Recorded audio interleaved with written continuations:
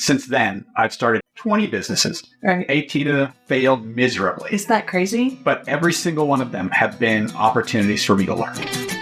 Welcome to Becoming Virtuosa, the podcast. I'm your host, Dr. Susan Crockett. You are listening to episode number 65, New Year's Resolutions. B+ is good enough, baby, / entrepreneur inspired.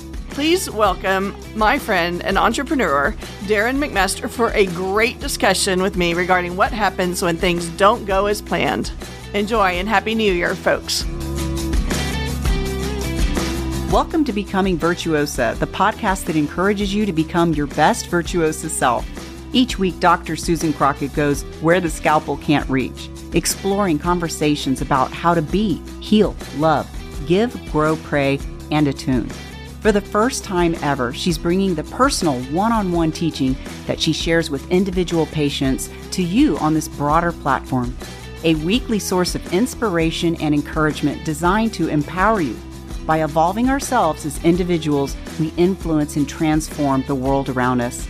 Please help me welcome board-certified OB/GYN specializing in minimally invasive GYN surgery, internationally in the top 1% of all GYN robotic surgeons, a certified life coach, and U.S. News top doctor, your host, Susan A. Crockett, MD. Happy New Year. Welcome back to the Dr. Crockett Show. I'm your host, Dr. Susan Crockett. And the title of this show may be a little surprising to you because I think it's a little bit different than most New Year's shows. This one is Happy New Year. B+ is good enough, baby. That's what we're doing today. So I, like a bunch of you, am coming off of the Christmas holidays. This is actually getting filmed on December 26th. I just had an amazing holiday celebration with my family, but I spent 5 days getting ready for Christmas and cooked all the meals, and it's awesome having my 4 mostly grown kids home. And can you hear my voice? It's B+ today. And we were supposed to do this big shoot with all of this New Year stuff and all the stuff we're going to do. And I'm just kind of almost on empty. So guess what we're doing? We're doing B+ is good enough. And we're actually going to show you an episode that we shot earlier in December with my really good friend, Darren McMaster. It's called Entrepreneur Inspired. The cool thing about this video is Darren and I are both entrepreneurs. He was one of my first 5 guests that we interviewed when we first started filming the show in the middle of the summer last year. And there were 2 episodes that I completely messed up when I was doing the uploads. See, my voice is B+. It's maybe C now, and that's okay because we're still getting it done. So it's not about the perfectionism.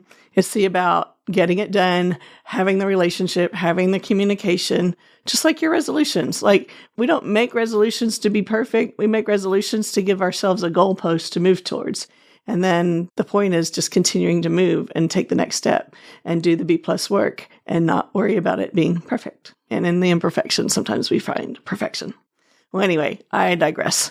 So we're going to actually show you Darren's episode. The first time we filmed with him, I lost the video. So I got ready to upload everything to our producer and couldn't find it anywhere. I had the audio because we record our video on one camera and our sound on a sound disc. And so it took me 5 months to get him back in the studio where we had time together to shoot an episode together. And we did that on December 7th. And we used the framework from the audio from the original show. And the second one was even better. It was amazing. And we got to the end of it. And guess what? The audio didn't record. So I have the filming that's on the video card, and we have the ambient mic, which is kind of the sound from the room mic from the camera. That's the backup sound on it, but the mics from here didn't record. So I'm sorry about the sound effect being a little bit different on that one. I'm sure my audio guys from Digital Freedom Productions are going to do a wonderful job on making it sound as close to this as they can. But we thought about not airing that show at all.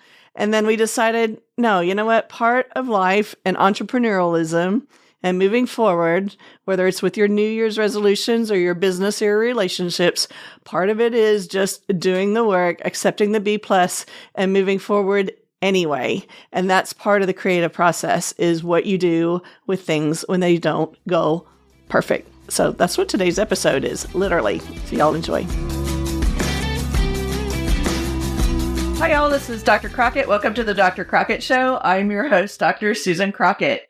I am really excited today to have my really good friend, Darren McMaster, here with me. Welcome, Darren. Thank you. Very glad to be here.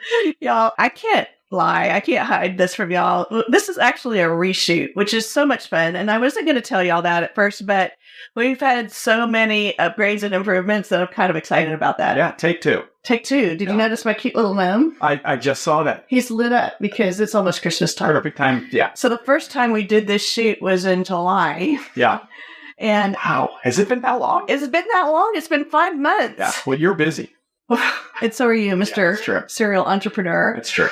So the first shoot we did, and it was really great. And it was only like the fourth or fifth shoot that I had done. And the audio we captured beautifully because it's on its own little Zoom SD card. And guess what, y'all? I lost the video. I went back to upload it and I had accidentally cleared the disk or something and it was gone. And so we've been trying. I'm so sorry, Darren. That's okay. We've been trying for this many months now to get back into the studio. And so the cool thing about coming back and doing this a second time is we went back and listened to the audio about the things that we thought were important then. And we've had this nice little conversation downstairs. And now we're able to bring in a little bit more of what's been going on. And so this is a really special thing for me. Yeah. No, it's fun being able to do it again after we just went back through it.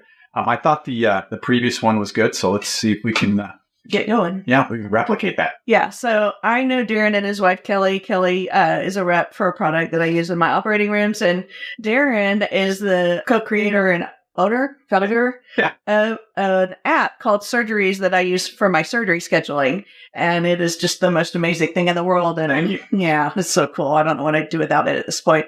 So we're going to talk a little bit more about that, but we thought we would start today. We wanted to talk about entrepreneurism. And specifically, I want to encourage our listeners who are thinking, you know what? The economy's hard. Inflation is going up. I'm feeling the squeeze. I want to figure out how to bring more revenue or more abundance into my life. Well, that whole abundance thing could be lots of different conversations, right? That's a whole nother episode.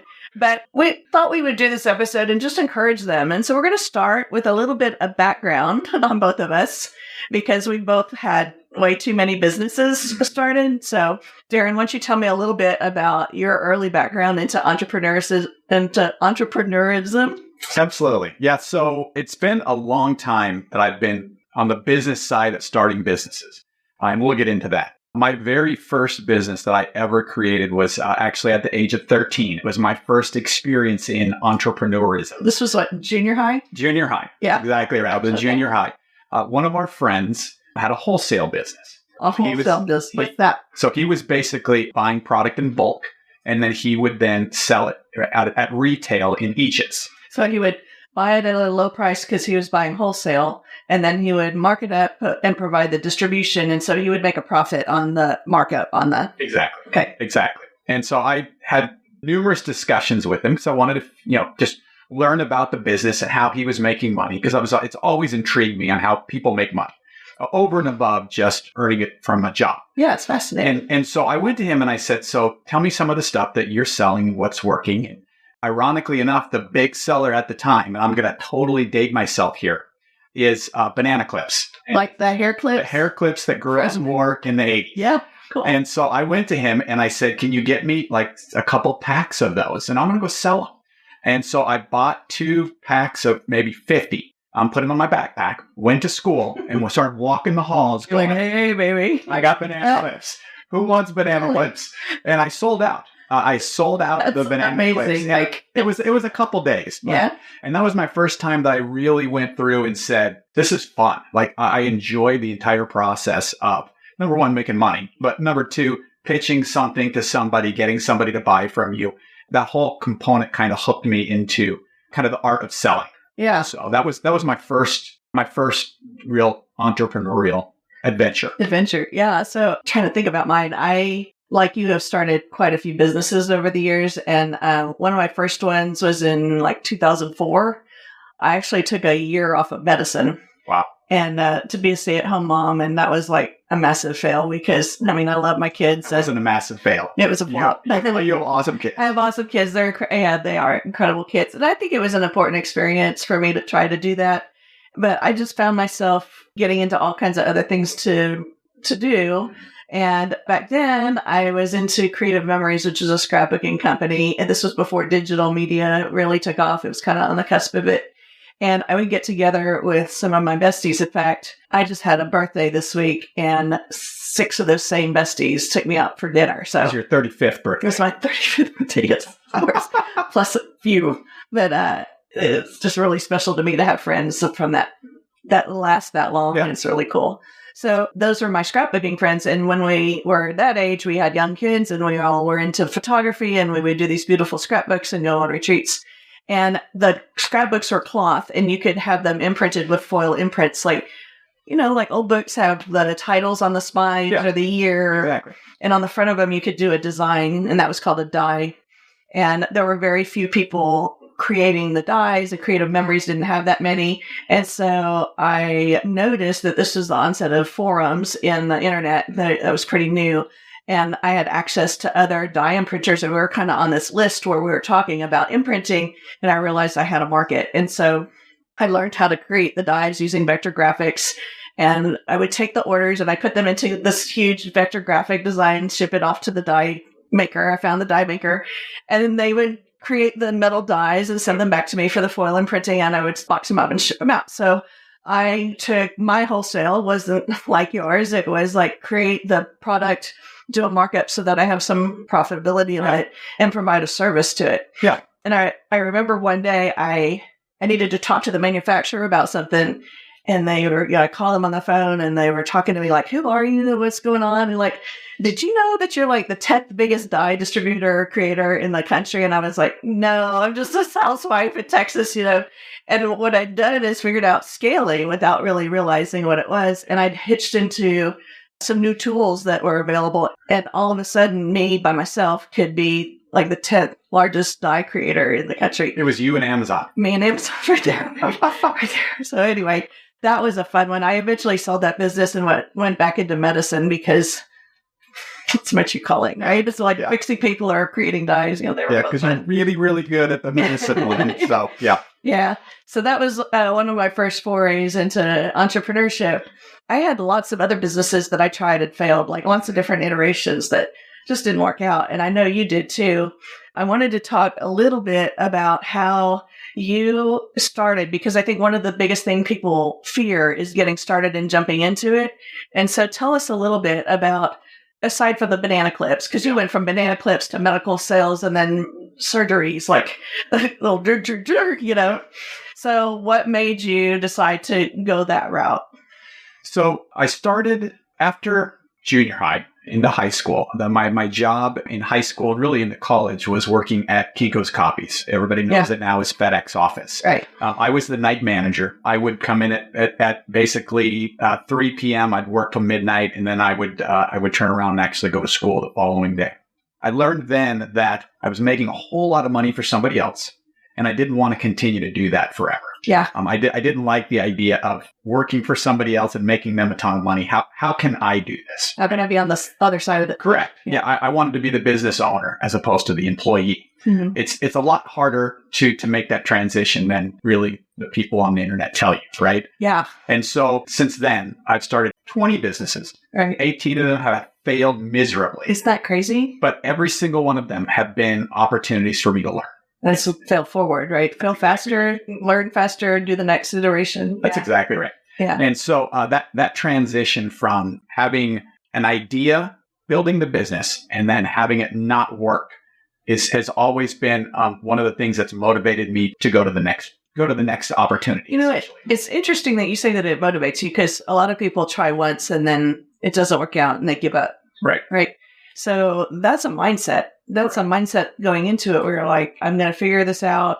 Whatever doesn't work, I will figure it out the next level and keep going. Right. But during all of those iterations, you had to have had some kind of sustenance behind it, because to just leap out and have a failure and not have a revenue stream develop when it's your only revenue stream, most people try to do it that way. Yep. And it is scary and it doesn't work. Although that fire in the belly for having to make it work sometimes drives us to work harder at it. Yeah. But most of the time when I've started businesses, they've been side hustles. That's exactly right. And pretty much all of these have been side hustles. So when I first got married, prior to marriage, I started, one of my side hustles was designing websites. And this was back at a time when I had to explain to people what a website was, right? Why they needed a website. Yeah. I would go and meet with a company and they wanted me to figure out how to get them on the AOL thing. Oh, and so that's how long ago it was. Wow. And so one of the companies that I did a website for was a medical device company. And when I first started with them, I did the website, sold them on it. Afterwards, they're like, "You're pretty good at this. You want to come sell for us?" And I'm like, "Well, what do you guys pay?" And I'm like, "Yes." I did. Cool. So that was my entrance into the medical device side. Working on the medical device side has been a true blessing because I worked with a bunch of great people and a bunch of great companies and obviously a bunch of great doctors. Through that, I've had the opportunity within each of those to have the freedom to be able to start side hustles because pretty much every one of those were commission-based businesses. And so that's what I wanted. I wanted to be able to make an unlimited, don't cap me on my commission. Let me go sell. Let me go hustle. Yeah. I get to keep the revenue out of that. But at the same time, because of that, it gave me the freedom to be able to create these side hustles. And that's the best way to start a business, is to obviously generate enough money for you, your family, raise a family, kids, house, all that. But then it also gives you the freedom to be able to create a side hustle. Yeah. Super cool. So your two primary businesses now that haven't failed. One is a SurgerEase. Correct. And the other is the medical device company that you do for orthopedics. Correct. Yeah. So I've been in the orthopedic side now for 25 years. And I've just been again, really blessed to be able to work with great doctors and provide for my family. MedX was an opportunity that I had about 10 years ago. And since then, I've had the opportunity to actually buy the company. And so because of that, I now run MedX with a business partner. And we work with physicians across the state in orthopedics. And that was really the advent for SurgerEase being the side hustle. There was a need within the market to be able to create a shared surgical calendar. Yeah. We had people all over the state trying to find and chase down surgical cases that, as you know, very complicated, get canceled, get moved, get changed facilities, and we're sending people and resources all over. Yeah. So, and just to give y'all a little bit of background, in my office, when I see a patient and decide they're going to have surgery, I give an order to my surgery scheduler, and then she sets in place all the insurance authorizations. So she's dealing with insurance companies. She's dealing with the patient directly. She's dealing with the hospital for surgery scheduling. She's dealing with all the reps that have to come in for the special equipment, my assistant, and the OR itself. So there's this whole slew of people just for one case. And I book 5 to 6 cases a day now. 4 to 5 is probably a reasonable bet. Can you imagine all those points, those moving points? So like about 10 points per patient. Yep. And if you move one thing, the old way of doing it was by hand, where she would have to pick up a phone and call everybody and move them.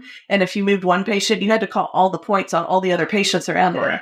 And so when your product came along and had that all on an app where we could just tweak it and send an email or text to everybody and have everything notified at once, it's a game changer for being able to handle all of the detail of scheduling. It's an amazing app. Thank you. We're going to put the links down below, by the way. Yes. So that entire business model, again, as with all of them, is a challenge. Everybody who starts a business has a fear of starting a business. Right. And fear plays a huge role in taking people who could be great entrepreneurs, ending it there. They have a huge fear of starting what other people might think. Right. And so being able to overcome that fear is a big step in trying to start that next side hustle. Yeah. So the fears of starting, failing, and what other people think are the 3 big fears.